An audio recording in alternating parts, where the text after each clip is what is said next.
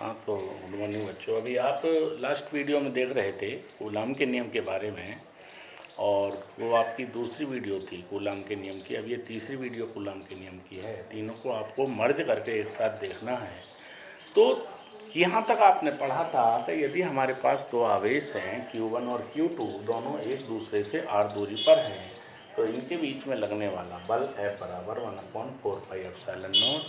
Epsilon not को हम वायु या निर्वात की वैद्युतशीलता कहते हैं, जिसे हम एप्सिलॉन जीरो भी बोलते हैं। क्या बोलते हैं? एप्सिलॉन जीरो, एप्सिलॉन नॉट भी बोलते हैं, वायु या निर्वात की वैद्युतशीलता कहते हैं। ये जब हमारे आवेश निर्वात में रखे हुए हैं, जिसे हम कहते हैं परमिटिविटी ऑफ फ्री स्पेस, और इसका मान होता है 9 × 10⁻9 मात्रक न्यूटन मीटर स्क्वायर बटे कूलाम स्क्वायर। तो अब एप्सिलॉन जीरो का मान कितना होता है, इसका मात्रक क्या होता है, इसकी विमा क्या होती है, इस पर हम अब आने वाले हैं। तो अब आप पढ़ने वाले हैं।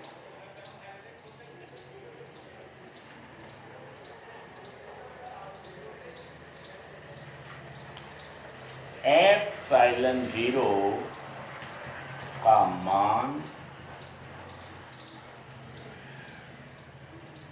मात्रक व विमा।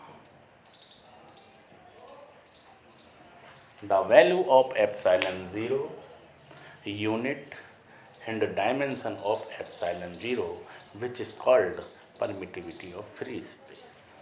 अभी आपने पढ़ा कि 1/4 पाई एप्सिलॉन नॉट की वैल्यू 9 × 10⁻9 होती है। मात्रक भी आपने पढ़ा, मात्रक होता है न्यूटन मीटर स्क्वायर बटे कूलाम स्क्वायर। लेकिन यहाँ से हमें मान निकालना है एप्सिलॉन जीरो का। तो यदि हम इसे अलग कर लें 1/4 पाई एप्सिलॉन नॉट को, तो 9 × 10⁻9 ऊपर ले जाएं तो 4 पाई एप्सिलॉन नॉट अपॉन 0, तो ये उल्टा हो जाएगा 9 × 10⁻9। हमें तो मान निकालना है केवल किसका? एप्सिलॉन जीरो का। तो ये सारी वैल्यू इधर आ जाती है और ये 9 × 10⁻9 हो जाती है। ध्यान रहे, इसका जो मात्रक चल रहा था वह न्यूटन मीटर स्क्वायर बटे कूलाम स्क्वायर, लेकिन जब ये उल्टा हो गया तो मात्रक भी उल्टा हो जाएगा, क्योंकि और कोई भौतिक राशि और कोई भी फिजिकल क्वांटिटियाँ नहीं है। तो मात्रक ये ऊपर जाने से कूलाम स्क्वायर ऊपर चला जाएगा, न्यूटन मीटर स्क्वायर नीचे आ जाएगा। तो एप्सिलॉन नॉट का मात्रक तो हमें यहीं से पता चल गया, coulomb square upon newton metre square. जब हम इसे आगे सॉल्व करते हैं तो इसकी value 4 × 3.14 × 9 × 10⁻9 coulomb square upon newton metre square होती है। जब इस पूरे को हम सॉल्व कर लेते हैं तो एप्सिलॉन नॉट का जो फाइनली मान आता है वह आता है 8.85 × 10⁻12, 8.85 × 10⁻12 है। मात्रक तो वही रहेगा, coulomb square upon newton metre square. यह एप्सिलॉन नॉट का मान है। तो एप्सिलॉन नॉट का मान क्या है, जो आपको न्यूमेरिकल में बहुत काम आएगा? 8.85 × 10⁻12 है। मात्रक है coulomb square upon newton metre square. यह एप्सिलॉन नॉट का मान है जो हम पढ़ रहे हैं। इसके यदि मात्रक की बात करें तो मात्रक है कूलाम स्क्वायर बटे न्यूटन मीटर स्क्वायर। अब आते हैं एप्सिलॉन नॉट की। हमें यहीं से पता चलती है एप्सिलॉन नॉट का मात्रक अभी आपने पढ़ा, क्या बोलो? कूलाम स्क्वायर बटे न्यूटन मीटर स्क्वायर। तो इसकी विमा निकालने के लिए पहले कूलाम की विमा लिखो। कूलाम की विमा कैसे निकालेंगे? कूलाम की विमा, जैसे वैद्युत धारा आपने I बराबर पढ़ा था Q/T 10th क्लास में, तो आवेश Q बराबर क्या हो गया IT। I धारा है जिसकी विमा होती है A, 11th में भी आपने पढ़ी। T समय है जिसकी विमा होती है T, तो आवेश की विमा AT। हमेशा ध्यान रखेंगे आवेश की विमा AT होती है। अब कूलाम की जगह जब आप AT रख देंगे तो यहाँ तो इसका स्क्वायर है, स्क्वायर हो जाएगा। आपने न्यूटन की विमा 11th में पढ़ी थी, बल की विमा F बराबर ma से, कि न्यूटन की विमा बल की विमा mLT-2 होती है। दूरी की विमा L, लेकिन इसका के कारण 2 हो जाए। This is the dimension of epsilon. इसे आगे सॉल्व कर सकते हैं। यदि हम चलें आगे तो सबसे पहले m अकेला है, लेकिन ऊपर जाकर क्या हो जाएगा माइनस का हो जाएगा, ठीक है। और L के यहाँ एक ये रहा, दो ये रहा, ऊपर जाकर काय के हो जाएंगे 3 माइनस के हो जाएंगे। तो m-1 L-3 कैसे आई समझ में आ गया। अब आ जाइए T पर यहाँ पर कितने 2 प्लस के, ये T के कितने 2 माइनस के, माइनस अब माइनस ऊपर जाकर प्लस, T के 2 पहले से थे 2, ये तो T के कितने हो गए बेटे 4 पॉजिटिव। तो यहाँ तक डायमेंशन क्या चल रही है m-1 L-3 और T की पावर 4। अब बचा A पर और कोई नहीं है तो A की power. This is the dimension of epsilon. तो एप्सिलॉन नॉट का मान कितना है 8.85 गुणा 10 की पावर -12 है। मात्र क्या है कूलाम स्क्वायर बटे न्यूटन मीटर स्क्वायर। विमा कितनी है m-1 L-3 T की 4 A की 2। ये एप्सिलॉन नॉट का मान मात्रक तथा विमा है। और ये आप जान चुके यदि हमारे आवेश वायु या निर्वात में है, किसी भी निर्वात में है, वैक्यूम में है या एयर में है, तो लगने वाला बल 1/4 pi epsilon not Q1 Q2 upon R। वहन ये एयर में है या ये वैक्यूम में है,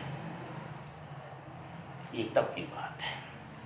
लेकिन यदि ये आवेश किसी माध्यम यदि आवेश किसी माध्यम में रखे हुए हों, जैसे कांच है, जल है, मोम है, अबरक है, पेपर है आदि में रखे हुए हों, तो माध्यम बदलने पर फोर्स बदल जाती है, फोर्स पर प्रभाव पड़ता है, क्योंकि वह इलेक्ट्रिक लाइन्स ऑफ फोर्सेस को, चार्जेस को जाने के लिए परमिट करता है अपनी नेचर के हिसाब से, जो उस मीडियम की नेचर होती है। तो उस मीडियम के नेचर का यहाँ आकलन या मान आना जरूरी है। अपने नेचर के हिसाब से ही वह आगे को परमिट करेगा, जाने देगा, जिसकी वजह से फोर्स की वैल्यू बदल जाएगी और फोर्स हो जाती है 1/4 पाई एप्सिलॉन नॉट के बारे में अभी हम डिस्कस करने वाले हैं into Q1 Q2 upon R, जहाँ K उस माध्यम का परावैद्युतांक है। इसे हम dielectric constant of that medium कहते हैं, उस मीडियम का जिसमें आवेश कांच में रखे हुए हैं तो कांच का परावैद्युतांक, मोम में रखे हुए हैं तो मोम का, जल में रखे हुए हैं तो जल का, तेल में रखे हुए हैं तो तेल का, उस मीडियम का परावैद्युतांक है जिसमें आवेश रखे हुए हैं। तो K जहाँ K माध्यम का परावैद्युतांक है,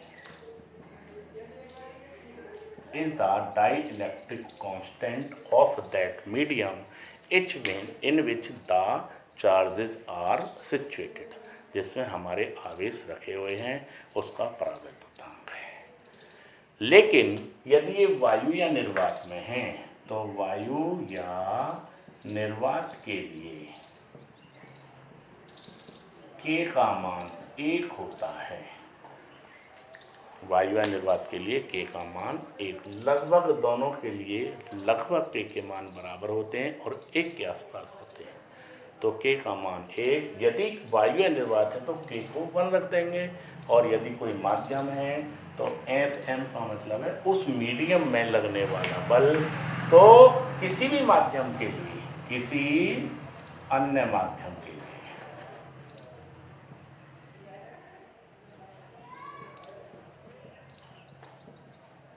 K is greater than 1, K का मान बढ़ जाता है, K का मान बढ़ेगा तो बल का मान घटेगा।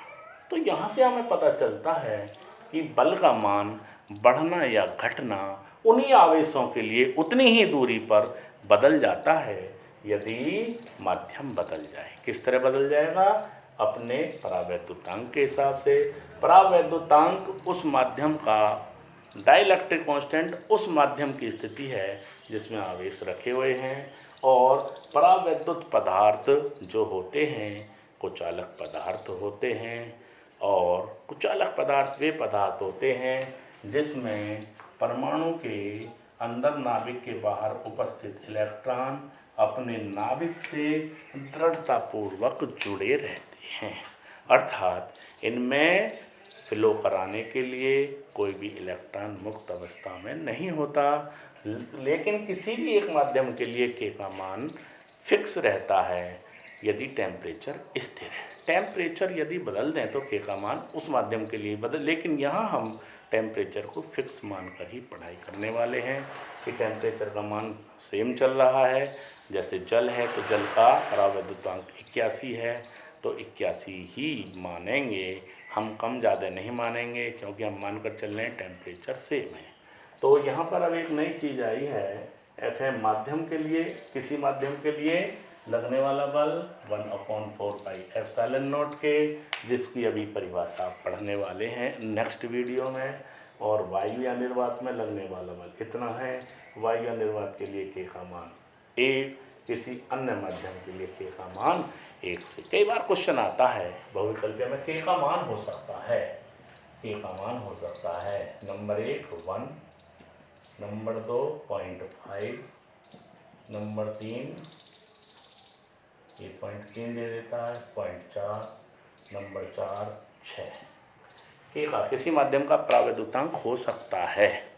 तो इन तीनों में ध्यान रखें, ये 1 से कम, ये 1 से कम, ये 1 से कम, 1 से ज़्यादा है। किसी माध्यम के लिए के का मान 1 से ज़्यादा हो, यह है आपका आंसर 6.0। तो आपको ये भी ध्यान रखना है, ठीक है। तो अब नेक्स्ट वीडियो और आएगी जहाँ ये सारी कंप्लीट बातें, परावैद्युतांक वगैरह सब कंप्लीट हो जाएगा, माध्यम की वैद्युतशीलता कंप्लीट हो जाएगी। चारों वीडियो को ध्यान से पढ़ें, तब आपका कंप्लीट होता है कूलाम्स लॉ। उसके बाद नेक्स्ट वीडियो में कूलाम के नियम का सदिश रूप, vector form of coulombs law, और लास्ट वीडियो कूलाम्स पर होगी, importance of coulombs law. Thank you.